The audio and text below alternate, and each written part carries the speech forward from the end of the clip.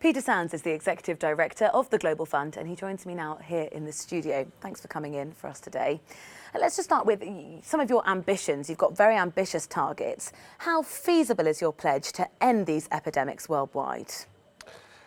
The Global Fund partnership and the world as a whole has made huge progress in fighting the three biggest infectious diseases affecting humanity: HIV/AIDS, tuberculosis and malaria. We've roughly speaking halved the death toll since the Global Fund was created. But that's not enough. We want to end the epidemics by 2030. And the reality is we could do it, but we are not on track right now to achieve that goal. What's taken you off track? And just explain for us, if you can, what are the real hurdles in terms of saying, OK, we can get this done? A number of things have knocked us off track. One simply is not enough money.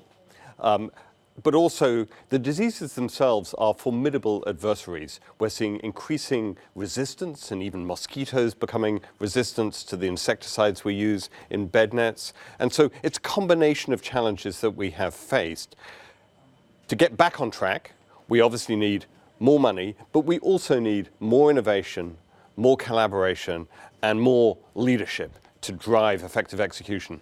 That's clearly the aim of this weekend, or these 2 days of meetings. Is there a serious commitment from the leaders that are gathering in Lyon today? Promises of money, are they actually then delivered on? We have seen very strong support for this replenishment conference. We're looking to fund the next 3 years of the Global Fund's programming, and governments from around the world and private sector partners have already stepped up, and we'll see more of them stepping up over the course of the next 24 hours.